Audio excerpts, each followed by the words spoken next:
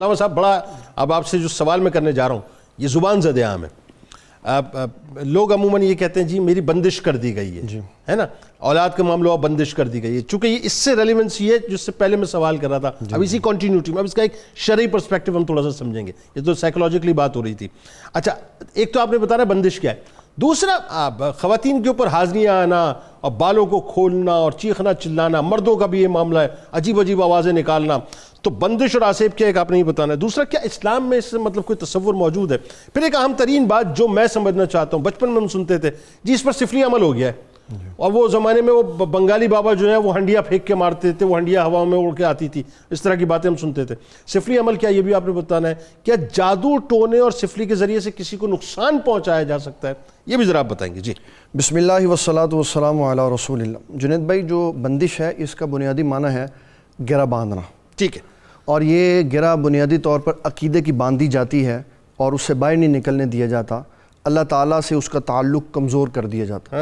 رسول اللہ صلی اللہ علیہ وسلم نے 2 باتوں میں اس کو بالکل ختم کر دیا. وہ کیا؟ آقا کریم صلی اللہ علیہ وسلم نے فرمایا صبح صبح آج کچھ بندے مسلمان ہوئے اور کچھ کافر ہوئے. جیسے آج بارش ہے تو فرمایا اس دن بھی مدینہ المنورہ میں بارش تھی, فرمایا جس نے کہا بارش اللہ نے برسائی وہ مسلمان ہے, جس نے کہا فلاں ستارے کے فلاں جگہ سے فلاں جگہ جانے پہ بارش ہے فرمایا وہ کافر. مسئلہ ہی حل ہو گیا, ختم ہو. ان 2 جملوں میں سرکار نے مسئلہ حل بالکل ختم کر دیا. بنو عامر کا ایک بندہ نبی, کیا اچھی بات کی آپ نے, واہ واہ واہ سبحان اللہ. بنو عامر کا ایک بندہ نبی صلی اللہ علیہ وسلم کی بارگاہ میں حاضر ہوا اور اس کو سفل علم تھا.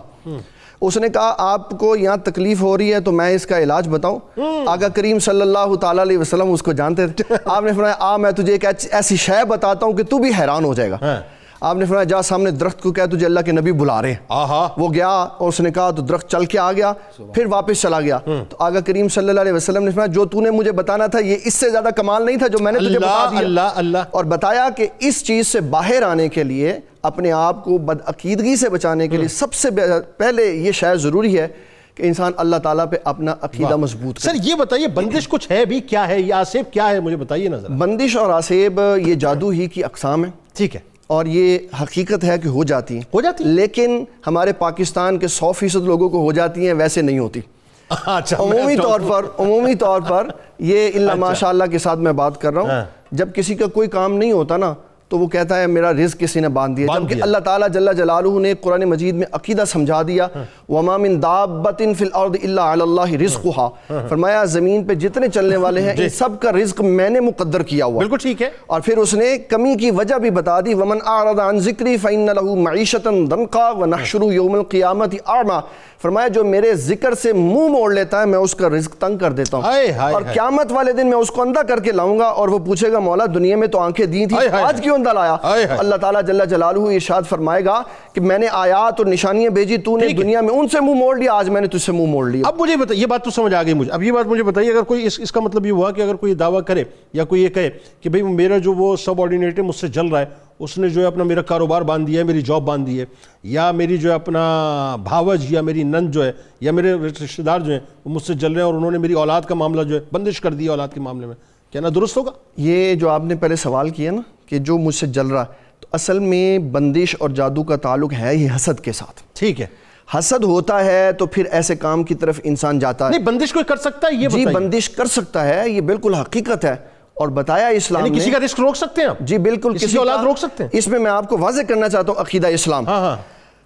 اللہ تبارک و تعالیٰ جل جلالہ نے جو عقیدہ بنیادی طور پہ ہمیں سمجھایا ہے وہ یہ ہے کہ اللہ تعالیٰ کی ایک رضا ہے, ایک اس کی مشیت ہے. رضا اس کی ایمان اور مسلمانوں کے ساتھ ہے, مشیت اس کی ہے جو جتنی محنت کرے گا اس کو اتنا اللہ تبارک و تعالیٰ عطا فرما دے گا, چاہے وہ اچھی جگہ محنت کرے چاہے وہ بری جگہ محنت کرے. ٹھیک ہے. اور اگر کوئی سفلی علوم میں, کوئی جادو میں, کوئی شیطانی قوتوں میں کسی سے بہت کچھ لے لیتا ہے, یہی فرق ہے معجزے میں, کرامت میں اور جادو میں, کہ معجزہ سیکھنا نہیں پڑتا, اشارہ ہوتا ہے تو معجزہ ہو جاتا ہے, اشارہ ہوتا ہے تو کرامت ہو جاتی ہے. جبکہ سفلی علوم سیکھنے پڑتے ہیں, محنت کرنی پڑتی ہے, اور جو دنیا میں جتنی محنت کرتا ہے اس کو اس کے اتنے ثمرات مل جاتے ہیں. اور لوگ جادو سیکھتے ہی اس لیے ہیں تاکہ کسی کو نقصان پہنچایا جا سکے. اور اسلام نے یہ کلیئر کر دیا. نبی صلی اللہ تعالیٰ علیہ وسلم نے فرمایا جادوگر جہنم میں جائے گا, جنت اس پہ حرام ہو چکی ہوئی ہے. اللہ اکبر. اور پھر آقا کریم صلی اللہ علیہ وسلم نے فرمایا کہ جو بندہ جتنا زیادہ جادو سیکھتا جائے گا وہ اتنا زیادہ جنت سے دور ہوتا جائے گا. اللہ اکبر. اور پھر ہمارے آقا کریم صلی اللہ تعالیٰ علیہ وسلم نے اس میں لوگوں کی اصلاح اور تربیت کرتے ہوئے جو باتیں ارشاد فرمائی، اس میں ایک جملہ میں بتانا چاہوں گا. اگر تو معاشرے میں جادو عام ہے، ٹھیک ہے، پھر علماء نے اجازت دی کہ اپنے تحفظ کے لیے انسان سیکھ سکتا ہے، ٹھیک ہے، اتنا کہ اس کا جواب دے سکے. اور اگر دوسرے کو نقصان پہنچانا مطلوب و مقصود ہے پھر ناجائز اور حرام قرار دے. ٹھیک. اب آخری جملوں میں ذرا یہ بتا دیجئے کہ لیکن یہ جو کچھ بھی انسان کرے گا، جو کچھ بھی جادوگر کر رہا ہے، اس میں اللہ کے اذن کے بغیر تو کوئی کام نہیں ہو رہا. کوئی کام نہیں، اس کی مشیت ہے، اپنی ذاتی طاقت تو نہیں ہے نا، اس کی مشیت ہے، اس کی مشیت ہے. اچھا اب دوسری بات، آخری جملے کہ یہ جو سفلی ہے یہ کیا ہے، تاکہ وقفے کی طرف چلتے ہیں. سفلی علم یہ ہے کہ شیطانی اور طاغوتی اور برے کاموں اور گناہوں سے جو انسان قوت حاصل کرتا ہے اس سے دوسرے کے اوپر زور آور ہوتا ہے. کہا یہ جاتا ہے کہ وہ غلاظت کھاتے ہیں، غلاظت بہت کچھ کرتے ہیں، اس کو تو ہم بیان ہی نہیں کر سکتے. مطلب وہ پتہ نہیں کہ معاذ اللہ ثم معاذ اللہ الٹا قرآن پڑھ کے جو ہے قرآن سے معاذ اللہ جو ہے منفی اثر لیتے ہیں. اس طرح بہت کچھ ہے اس میں. اللہ اکبر.